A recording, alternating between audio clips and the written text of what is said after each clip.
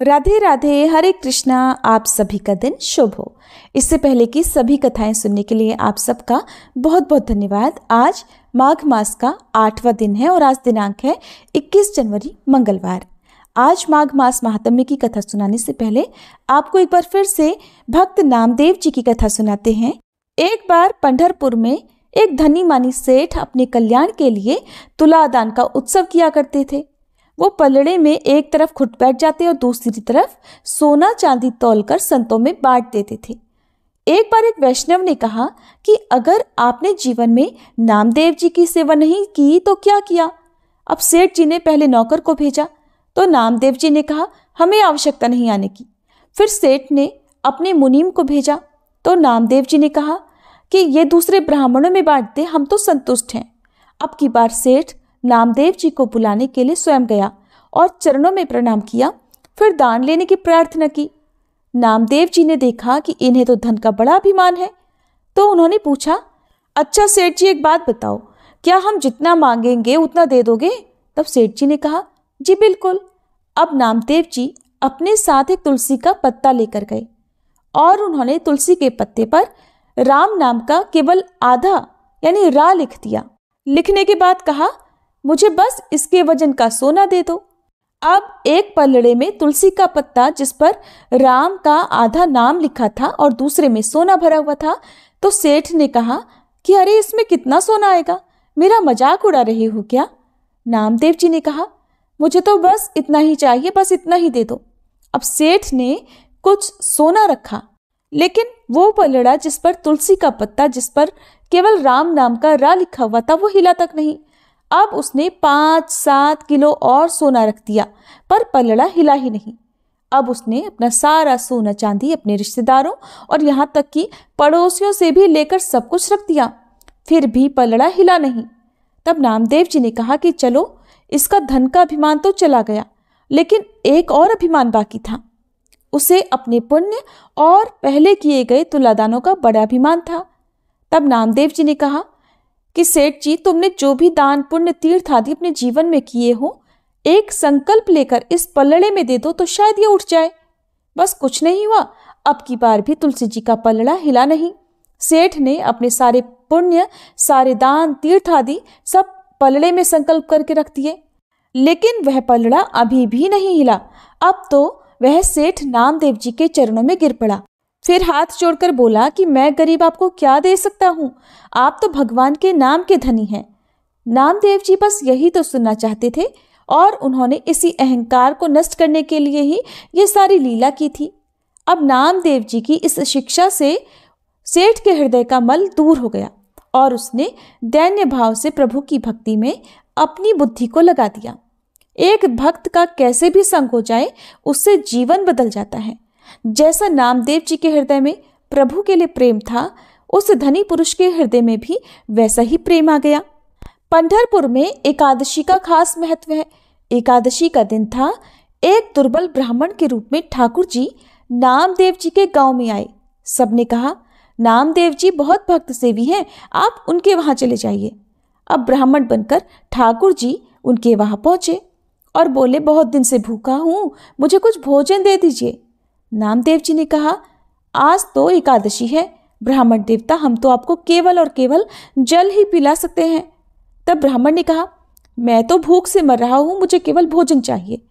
अब नामदेव जी बार बार मना कर रहे हैं, ब्राह्मण देवता हट कर रहे हैं कि मुझे भोजन दो, और अगर भोजन के अभाव में मेरी मृत्यु हो गई तो तुम्हें हत्या का पाप लगेगा। अब तो सभी लोग नामदेव जी को समझाने लगे कि आप ब्राह्मण देवता को अन्न दे दो। नामदेव जी ने कहा, कल तो मैं अन्न दे सकता हूं, लेकिन आज नहीं दूंगा। अब ठाकुर जी ने, जो कि ब्राह्मण के रूप में नामदेव जी के घर पधारे थे, उन्होंने वहीं अपने पैर फैलाए और मरने का स्वांग किया। अब गांव के सभी लोग उनकी कठोरता के लिए उन्हें कोसने लगे कि ये नामदेव जी भी भला कैसे भक्त हैं। एक ब्राह्मण जो कि भूखा था, भोजन के अभाव में इस तरह तड़प तड़प कर मर गया और इन्होंने उसे अन्न नहीं दिया। अब गांव के सभी लोग उन्हें कोस रहे थे। इधर नामदेव जी ने सोचा, क्योंकि ब्राह्मण की मृत्यु मेरे ही द्वार पर हुई है, अब तो इनका अंतिम संस्कार भी मुझे ही करना होगा। अब उन्होंने उन ब्राह्मण देवता के लिए चिता बनाई। चिता बनाने के बाद खुद भी उस चिता में बैठ गए, क्योंकि ब्राह्मण की मृत्यु उनके ही द्वार पर हुई थी। अब चिता पर लेटे हुए ठाकुर जी ने सोचा कि नामदेव जी तो अपने आप में पूरे सच्चे हैं, जो कहते हैं करके दिखाएंगे। अब तो ये मेरे साथ साथ चिता में खुद भी लेट गए हैं, और फिर अगर चिता जल गई तो ये तो खुद भी सच में मर जाएंगे और मुझे भी जला देंगे। ये सोचकर ठाकुर जी झट चिता से उठकर बैठ गए। अब ठाकुर जी ने मुस्कुराकर नामदेव जी से कहा, अरे मैं ब्राह्मण नहीं हूँ, मैं तो तुम्हारा विट्ठल हूँ, मैं तो बस तुम्हारी परीक्षा ले रहा था। नामदेव जी उनके चरणों में गिरे, ठाकुर जी मुस्कुराए और फिर वहीं अंतर्ध्यान हो गए। तो इस तरह विट्ठल जी नामदेव जी के साथ तरह तरह की लीलाएं किया करते थे, उनके साथ खाते खेलते और बातें किया करते थे। समय आने पर उनकी कभी कभी परीक्षाएं भी लिया करते थे। तो ये थी भक्त नामदेव जी की कथा। अब सुनिए आज का माघ मास महात्म्य। ये कथा आपको कैसी लगी, वीडियो को लाइक जरूर करके बताइएगा। इससे पहले के अध्याय में आपने सुना था कि किस प्रकार देवनिधि ने महर्षि लोमश से उस स्तोत्र को सुनने का अनुरोध किया था, जिससे ब्राह्मण ने भगवान को प्रसन्न किया था। देवनिधि हाथ जोड़कर लोमश ऋषि से कहते हैं कि हे महर्षि, जैसे गंगा जी में स्नान करने से मनुष्य पवित्र हो जाता है, वैसे ही भगवान की इस कथा को सुनकर मेरा जीवन धन्य हो गया, मैं पवित्र हो गया। अब कृपया करके उस स्तोत्र को भी कहिए जिसे उस ब्राह्मण ने भगवान को प्रसन्न किया था। तब लोमश ऋषि कहते हैं कि उस स्तोत्र को पहले गरुड़ जी ने पढ़ा, उनसे मैंने सुना। हे विप्र, यह स्तोत्र अध्यात्म विद्या का सार, पापों का नाश करने वाला है। वासुदेव, सर्वव्यापी, चक्रधारी, सज्जनों के प्रिय जगत के स्वामी श्री कृष्ण को नमस्कार है। जब स्तुति करने वाला जिसकी स्तुति की जाए तथा सभी जगत विष्णुमय है, तो भला फिर किसकी स्तुति की जाए। इसके आगे का महात्म्य आज आप सुनिए माघ मास महात्म्य के 22वें अध्याय में। लोमश ऋषि कहते हैं कि जिस भगवान के श्वास वेद हैं, फिर कौन सी स्तुति उनकी प्रसन्नता के लिए की जा सकती है, जिसको वेद नहीं जान सकते, न वाणी न मन जान सकता है। उसकी स्तुति में अज्ञानी कर ही क्या सकता है। सारा चर अचर संसार जिसकी माया से चक्र की भांति घूम रहा है, इसी से हे प्रभु आप चक्रधारी कहलाते हो। ब्रह्मा विष्णु आप ही हो। सारे संसार को उत्पन्न करने वाले ब्रह्मा को भी आप उत्पन्न करने वाले हो। जब जीव शरीर को धारण करता है, तब उसमें ज्ञान उत्पन्न होता है।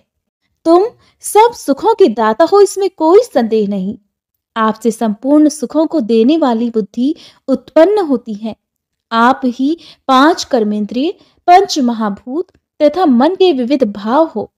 श्री ब्रह्मा जी, विष्णु, रुद्र की कल्पना से आप संसार की कल्पना इसी प्रकार करते हो जैसे पिता पुत्री की। कवियों में जो रूप शोभा देता है, उन निर्गुण विष्णु भगवान को मैं नमस्कार करता हूँ। जिसमें ज्ञान रखने से श्रुतियों में कहे हुए कर्मों को लोग करते हैं, उस परम ब्रह्म को मैं नमस्कार करता हूँ।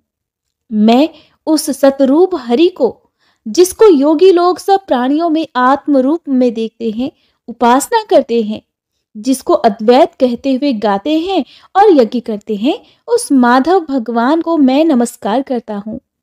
मनुष्य को माया और मोह में पैदा हुए विचित्र आभास, अहंकार तथा ममता को जानकर खो देते हैं, उन भगवान को मैं नमस्कार करता हूँ। इस संसार में मनुष्यों के मोह रूपी वायु से सदा भभकने वाली ज्वाला आपके चरण कमल की छाया पहुंचने से नहीं जलाती, जिसके स्मरण मात्र से ही मोह, अज्ञान, रोग, दुख दूर हो जाते हैं, उस अनंत रूप को मैं नमस्कार करता हूँ। जिसमें मिल जाने पर और किसी दूसरे की इच्छा नहीं रहती, जिसको जानकर अद्वैतवादी आत्मा को देखते हैं। यदि विष्णु शब्द का अर्थ और उसके विषय का ज्ञान एक ही होता, तो इस सत्य से हे माधव, इस संसार की माया में फंसकर तुम्हारे ही ध्यान में रत रहता। यदि वेदांत दर्शन में भगवान सारे संसार में व्याप्त हैं, तो इसी सत्य से भगवान में भरी निर्विघ्न भक्ति हो, जो बीज नहीं है तो भी बिना बीज के स्वयं विद्यमान है, सो वह विष्णु भगवान रूपी रंग से हमारे बीज के टुकड़े टुकड़े को, जो सृष्टि, स्थिति और लय के लिए ब्रह्मा, विष्णु और महेश 3 रूप धारण करते हैं, और कार्य में सत, रज और तम इन तीनों गुणों में विद्यमान है, वह भगवान यदि मुझ पर प्रसन्न हो, जो प्राणियों के हृदय रूपी मंदिर में निर्मल देव वास करते हैं, वह भगवान मुझ पर प्रसन्न हो, जो अविद्यापूर्ण संसार का त्याग करता है, जगतमय आप हो, आपका बनाया हुआ विश्व आनंद करता है, आपके त्याग करने पर अपवित्र हो जाता है और उसका साथ रहने पर तुम भी उसके साथ बने रहते हो। विकार रहित, जिनके चारवाक पंचभूत योग से पैदा हुआ चैतन्य मानते हुए उपासना करते हैं। जैन लोग आपको शरीर का परिणाम मानते हैं और सांख्यवादी तुम्ही को प्रकृति से परे पुरुष मानकर ध्यान करते हैं। जन्म इत्यादि से रहित चैतन्य रूप सदा आनंद स्वरूप उपनिषद जिसकी महिमा गाते हैं। आकाश आदि पंच महाभूत, देह, मन, बुद्धि, इंद्रियां सब कुछ तुम ही हो, तुमसे अलग और कुछ नहीं। तुम ही सब प्राणियों को उत्पन्न करने वाले हो और मुझको शरण देने वाले हो। तुम अग्नि, रवि, इंद्र, होम, मंत्र, क्रिया तथा फल सब तुम ही हो। कर्म के फल देने वाले वैकुंठ में तुम्हारे सिवाय कोई नहीं है। हे प्रभु, मैं तुम्हारी शरण में हूं। सब प्राणियों के हेतु तथा उनको शरण देने वाले तुम ही हो। जैसे युवा पुरुष की युवती में और युवती की युवा में प्रीति होती है, वैसी मेरी प्रीति में तुम ही हो। हे प्रभु, जो पापी भी आपको प्रणाम करता है, उसको यमदूत ऐसे नहीं देखते हैं जैसे उल्लू सूर्य को। प्रत्येक पाप मनुष्य को उस समय तक ही सुख देते हैं जब तक वह आपके चरण कमलों का सहारा नहीं ले लेता। जिसको गुण, जाति और धर्म को स्पर्श नहीं कर सकते तथा गतियां भी स्पर्श नहीं करती, जो इंद्रियों के वशीभूत ही नहीं है, जिनका बड़े बड़े मुनि लोग साक्षात नहीं कर सकते, उन भगवान को मैं नमस्कार करता हूं। कितने ज्ञान रूपी सुंदर गुण हैं, जिन्होंने सुख स्वरूप मोक्ष रूपी लक्ष्मी जी का आलिंगन किया, जिन्होंने आत्मस्वरूप सुख भोगा है और जिन्होंने ध्यान रूप से मृत्यु को भी अपने वश में कर लिया है। ऐसे मुनियों से सेवित भगवान को मेरा नमस्कार है। जो जन्म मरण आदि से अलग हैं, जिनको काम, क्रोध आदि दोष दुख नहीं देते, उन वासुदेव भगवान को मैं नमस्कार करता हूँ। जिनके ज्ञान की गति से अविद्या रूपी मल शुद्ध हो जाता है, जिनके ज्ञान रूपी शस्त्र से संसार रूपी शत्रु का नाश हो जाता है, उन दुखों के नाश करने वाले को मैं नमस्कार करता हूँ। जिस प्रकार सब स्थावर जंगम संसार को उत्पन्न करते हैं, इसी सत्य से भगवान मुझे भी दर्शन दे। इस प्रकार उसकी सच्ची भक्ति देखकर भगवान ने प्रसन्न होकर उस ब्राह्मण को दर्शन दिए और ब्राह्मण की स्तुति से प्रसन्न होकर तथा उसको वरदान देकर भगवान वहां से अंतर्ध्यान हो गए और वह ब्राह्मण कृतकृत्य होकर भगवान में ही लीन हो गया और फिर अपने शिष्यों के साथ स्तोत्र पढ़ता हुआ तपोवन में ही रहने लगा। जो कोई स्तोत्र को पढ़ता अथवा सुनता है, उसकी बुद्धि पाप में नहीं लगती और न ही बुरा फल देखता है। इसके कीर्तन से मनुष्यों की बुद्धि, मन और इंद्रियां स्वस्थ हो जाती हैं।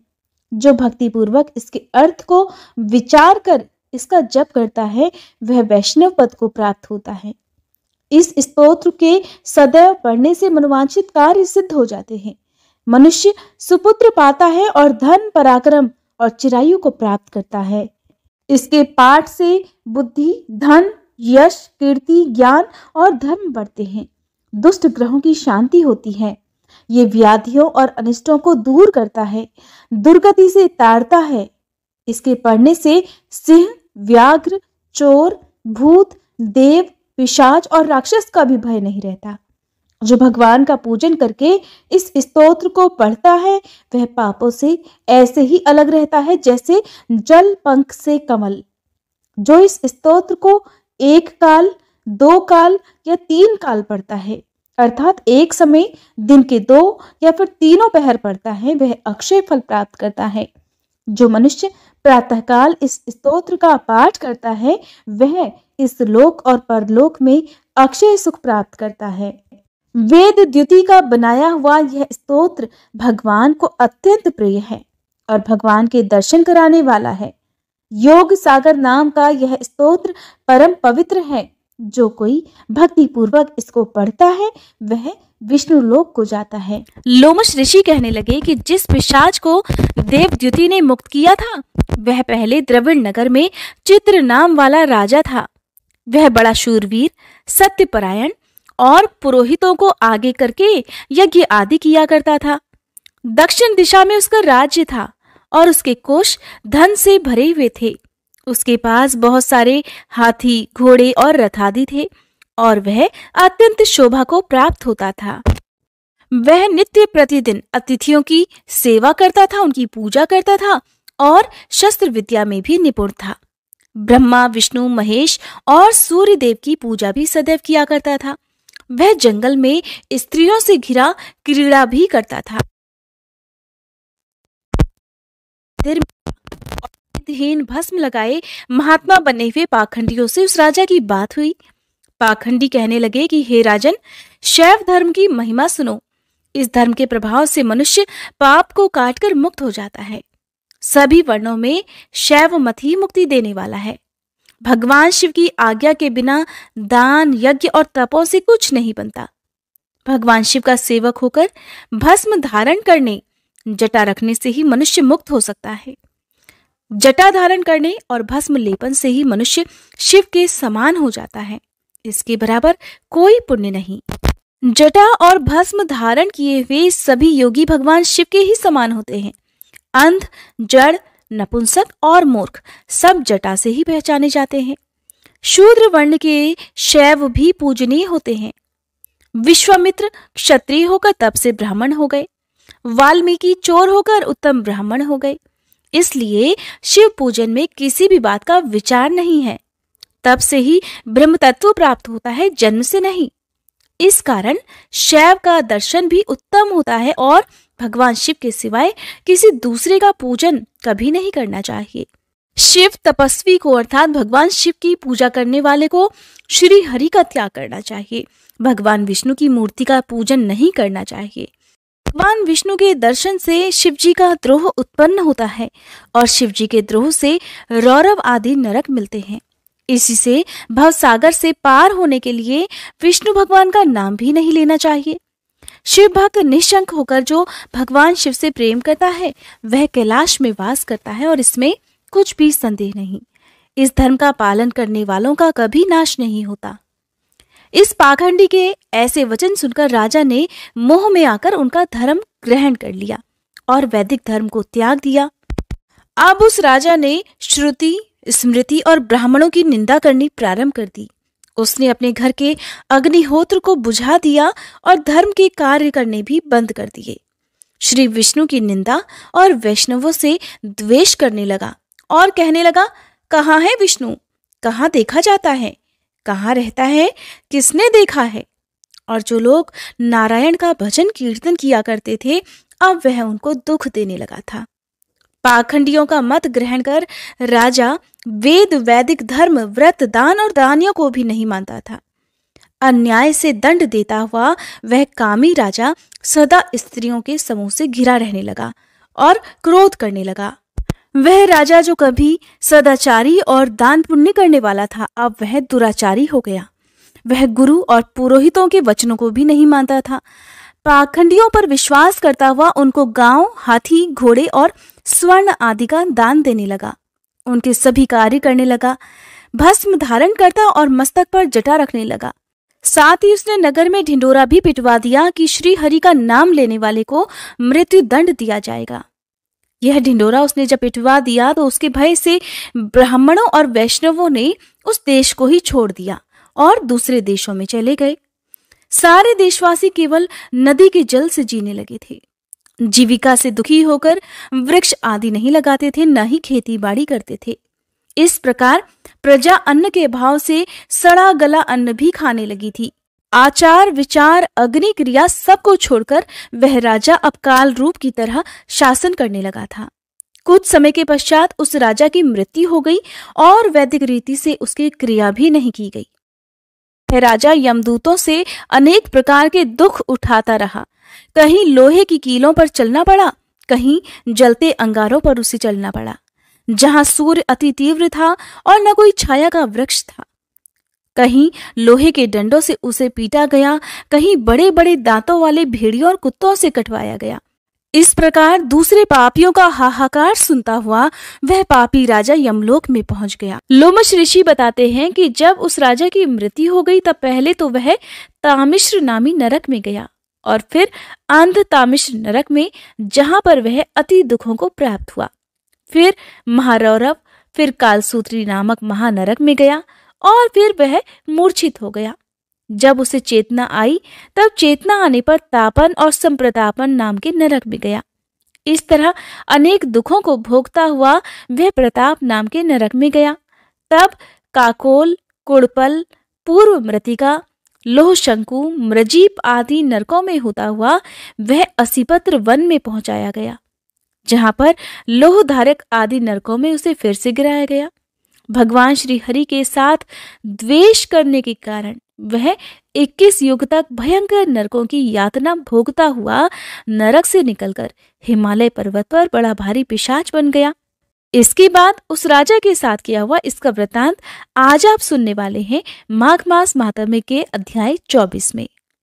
जब राजा हिमालय पर्वत पर बड़ा भारी पिशाच बन गया तब वह उस वन में भूखा और प्यासा ही भटकता रहता। उसे मेरु पर्वत पर भी कहीं भी खाने को ना तो भोजन मिला और ना ही पीने को जल। इस प्रकार भूख और प्यास से व्याकुल वह घूमता और भटकता हुआ प्लुत नाम के एक वन में जा पहुंचा।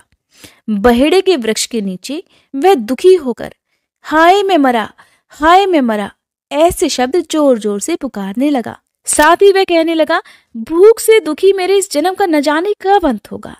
इस पाप रूपी समुद्र में डूबते हुए मुझे अब भला कौन सहारा देगा।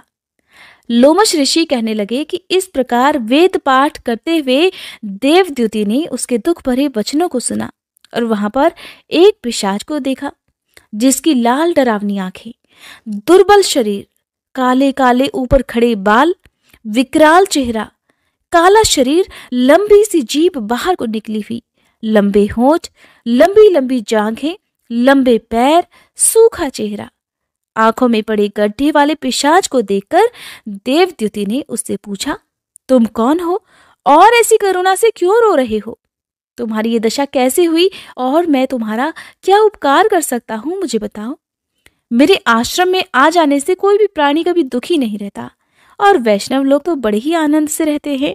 सो हे भद्र, तुम अपने इस दुख का कारण जल्दी जल्दी बताओ, क्योंकि विद्वान मनोरथ पाने के लिए विलंब नहीं किया करते। ऐसे वचन सुनकर वह प्रेत अपना रोना बंद कर हाथ जोड़कर बड़े ही विनीत भाव से कहने लगा, हे द्विज, किसी बड़े पुण्य से मुझे आपके दर्शन प्राप्त हुए हैं। बिना पुण्य के कहा जाता है कि साधुओं की संगति नहीं होती। और फिर उस पिशाच ने अपने पूर्व जन्म का वृतांत कह सुनाया कि भगवान श्री हरि के द्वेष के कारण मेरी ये दशा हो गई है। जिस हरि का नाम यदि अंत समय में मनुष्य के मुख से निकल जाए तो मनुष्य विष्णु पद को प्राप्त होता है, जो सबका पालन करता है। मैंने उसी से द्वेष किया। आज मैं जो भी कष्ट भुगत रहा हूँ ये सब मेरे ही कर्मों का दोष है, जिसकी ब्राह्मण तप द्वारा प्रार्थना करते हैं। ब्रह्मादि देवता, सनकादि ऋषि जिसको मुक्ति के लिए पूजा करते हैं, जो आदि मध्य और अंत में विश्व का विधाता और सनातन है, जिसका आदि मध्य और अंत नहीं है, उस भगवान के साथ मैंने द्वेष किया। जो कुछ पुण्य किए मैंने अपने पहले जन्म में किए थे, वह सब विष्णु भगवान की द्वेष रूपी अग्नि में भस्म हो गए। यदि किसी प्रकार मेरे इस पाप का नाश हो जाए तो मैं भगवान श्री हरि के सिवाय फिर किसी देवता का पूजन नहीं करूंगा। श्री हरि भगवान से द्वेष कर मैंने बहुत दिनों तक नरक की यातना भोगी और अब मैं पिशाच योनि में पड़ गया हूँ। इस समय मैं किसी अच्छे कर्म के योग से ही आपके आश्रम में आया हूँ, जहां पर आपके सूर्य रूपी दर्शन ने मेरे दुख समान अंधकार को दूर कर दिया है। अब आप ही कोई ऐसा उपाय बताइए जिससे मेरी यह पिशाच योनि दूर हो सके, क्योंकि सज्जन पुरुष उपकार करने में बिल्कुल देर नहीं करते हैं। देवद्युति कहने लगे कि इस प्रकार यह माया देवता, मनुष्य, असुर सबकी स्मृति को मोहित कर देती है, जिससे धर्म का नाश करने वाला द्वेष उत्पन्न हो जाता है। जगत के उत्पन्न करने, रक्षा करने और नाश करने वाले जो सब प्राणियों की आत्मा है, उनसे भी लोग द्वेष करते हैं। जिनके अर्पण करने से सभी कर्म सफल हो जाते हैं, उनकी भक्ति से मुख मोड़ने वाले मूर्ख कौन सी गति को प्राप्त नहीं होते। चारों वर्णों का वेदोक्त हरि का भजन करना ही सबसे उत्तम है, अन्यथा कुमार्ग में चलने वाले मनुष्य नरक भुगतते हैं। इसी कारण वेद विरुद्ध कर्मों को त्याग देना चाहिए। अपनी बुद्धि से बचे हुए धर्म के मार्ग पर चलने से मनुष्य परलोक के पथ का भी नाश करते हैं। वह वेद, देवता और ब्राह्मणों की निंदा करते हैं। झूठे मन कल्पित शास्त्रों को मानने वाले नरक में जाते हैं। देवाधिदेव विष्णु से विमुख होने वाले नरक में जाते हैं, जैसे द्रविड़ देश का राजा नरक में गया। इस कारण कभी भी इनकी निंदा नहीं करनी चाहिए और वेद में ना कही गई क्रिया को भी कभी नहीं करना चाहिए। लोमश ऋषि कहने लगे, ऐसा कहने पर मुनि ने उस पिशाच को सुमार्ग बतलाया कि माघ मास में तुम प्रयाग में जाकर स्नान करो, उससे तुम्हारी वह पिशाच योनि समाप्त हो जाएगी। माघ मास में प्रयाग में स्नान करने से मनुष्य अपने पूर्व जन्म के सभी पापों से भी मुक्त हो जाता है और वहां पर स्नान करने से मोक्ष की प्राप्ति भी होती है। इससे बढ़कर और कोई प्रायश्चित नहीं।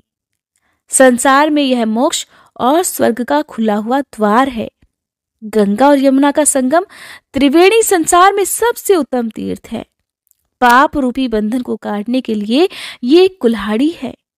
कहाँ तो विष्णु, सूर्य, तेज, गंगा, यमुना का संगम और कहाँ ये तुच्छ पाप रूपी तृण की आहुति।